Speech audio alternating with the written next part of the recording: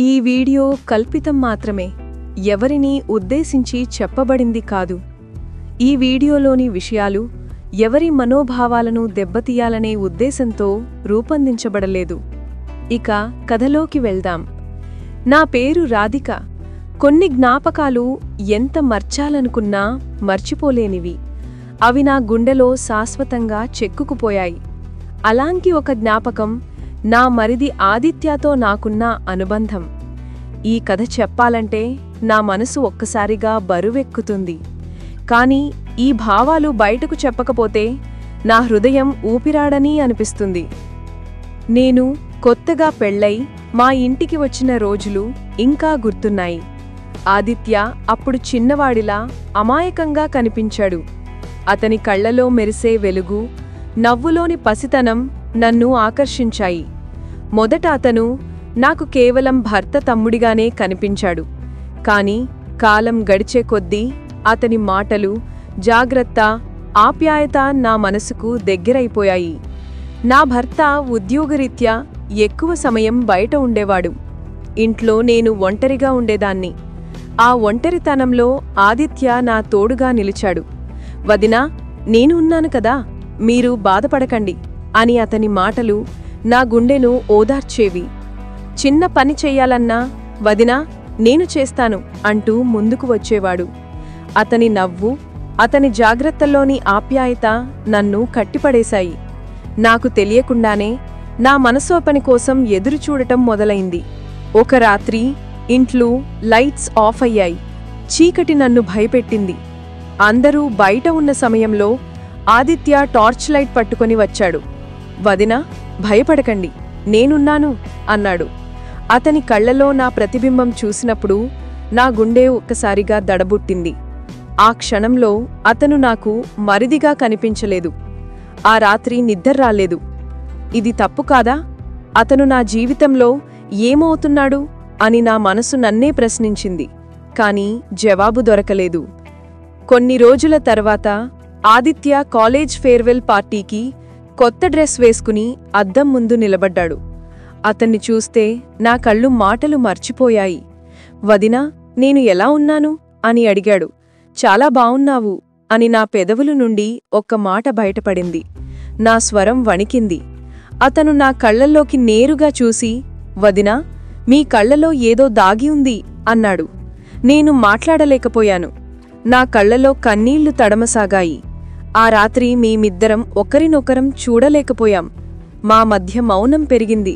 కాని ఆ మౌనం మాటలు కంటే ఎక్కువ చెప్పింది. నా భర్త ఒక వారం తర్వాత ఇంటికి వచ్చాడు. అతని ప్రేమ నన్ను ఎంతో ఆదరించినా నా గుండెలో ఒక గుచ్చుకునే బాధ ఉండేది. ఆదిత్య నాతో మాట్లాడటం తగ్గించాడు. అతని కళ్లలోని బాధ నాకు అర్థమైంది. ఒక రాత్రి టెర్రస్ మీద మేమిద్దరం కలిశాం. అతను నా ముందుకు వచ్చి, వదనా, నా మనసు మీతోనే ఉంది, కాని ఈ బంధం తప్పు, మీరు సంతోషంగా ఉండాలి అన్నాడు. ఆ మాటలు వినగానే నా కళ్ల నుండి కన్నీళ్లు ఆగలేదు. ఆదిత్య, నీవు నా హృదయంలో శాశ్వతంగా ఉంటావు, కాని మనం కలిసే అవకాశం లేదు అన్నాను. ఆ రాత్రి అతను కూడా ఏడ్చాడు. అతని ఏడ్పు నా గుండెను చీల్చేసింది. ఆదిత్య హైయర్ స్టడీస్ కోసం నగరానికి వెళ్ళిపోయాడు. అతను వెళ్లే రోజు నేను అతని బ్యాగ్లో ఒక చిన్న డైరీ పెట్టాను. అందులో రాశాను, నీవు నా హృదయంలో శాశ్వతంగా ఉంటావు, వదినా. బస్సు కదిలినప్పుడు అతను కిటికీ నుండి నన్ను చూశాడు. అతని కళ్లలో కన్నీటి బొట్లు నా హృదయంలో ప్రవాహంలా మారాయి. మా మధ్య దూరం పెరిగినా మా గుండెల మధ్య దూరం మాత్రం రాలేదు. ఆదిత్య వెళ్లిపోయిన తర్వాత నా జీవితంలో ఒక శూన్యం మొదలైంది. ఇంట్లో అతని నవ్వులు, అడుగుల శబ్దం లేవు. ప్రతి మూలలో అతని జ్ఞాపకాలు నన్ను వెంటాడాయి. నా భర్త నన్ను ఎంతో ప్రేమించినా నా మనసు ఎప్పటికీ నిండలేదు. ఎందుకంటే నా హృదయం ఆదిత్య కోసం ఎదురుచూస్తూనే ఉంది. ఒక రాత్రి అతని నుండి కాలొచ్చింది. వదినా, మీరు ఎలా ఉన్నారు అని అతని స్వరం వినగానే నా కళ్ళు చెమ్మగిల్లాయి. నేను బాగానే ఉన్నాను ఆదిత్య, కాని నీ లేని లోటు ప్రతి క్షణం కనిపిస్తుంది అని అనుకోకుండా బయటపడింది. అతను మెల్లగా అన్నాడు, వదినా, నేను కూడా మిమ్మల్ని ప్రతిరోజూ మిస్ అవుతున్నాను, కానీ మనం మనసుని గట్టిగా పట్టుకోవాలి అని. ఆ రాత్రి మేము చాలాసేపు మాట్లాడుకున్నాం. గత జ్ఞాపకాలు, నవ్వులు, కాని ప్రతి మాట కన్నీటితో ముగిసింది. ఒక రాత్రి వర్షం సన్నగా కురుస్తున్న సమయంలో ఆదిత్య ఊరికి వచ్చాడు. ఇంట్లో ఎవరూ లేరు. నేను టెర్రస్ మీద వర్షంలో తడుస్తూ నిలబడి ఉన్నాను. ఆదిత్య నా వెనక్కి వచ్చి, "వదినా, ఇలా తడవకండి, జలుబు చేస్తుంది" అన్నాడు. అతని స్వరంలో ఆందోళన, ఆప్యాయత కలగలిసి ఉన్నాయి. నేను వెనక్కి తిరిగి అతని కళ్లల్లోకి చూశాను. వర్షపు బొట్లు అతని ముఖంపై సన్నగా జారుతున్నాయి. ఆ క్షణంలో మా మధ్య ఉన్న దూరం కరిగిపోయినట్లు అనిపించింది. అతను నా దగ్గరకు మెల్లగా అడుగు వేశాడు. "వదినా, మీ కళ్లలో ఇంకా ఆ బాధ ఉంది. నేను దాన్ని చూడలేను" అన్నాడు. నా గుండె ఒక్కసారిగా ఆగినట్లు అనిపించింది. నేను మాట్లాడలేకపోయాను. అతను నా చేయిని సున్నితంగా పట్టుకున్నాడు. అతని స్పర్శలో వెచ్చదనం, ఆప్యాయత ఉన్నాయి. వర్షంలో తడిసిన నా జుట్టు నుండి ఒక బొట్టు నా కన్నంపై జారింది. ఆదిత్య తన వేళ్లతో ఆ బొట్టును సున్నితంగా తుడిచాడు. ఆ క్షణంలో మా కళ్ళు కలుసుకున్నాయి. మా హృదయాలు మౌనంలో ఎన్నో భావాలు పంచుకున్నాయి.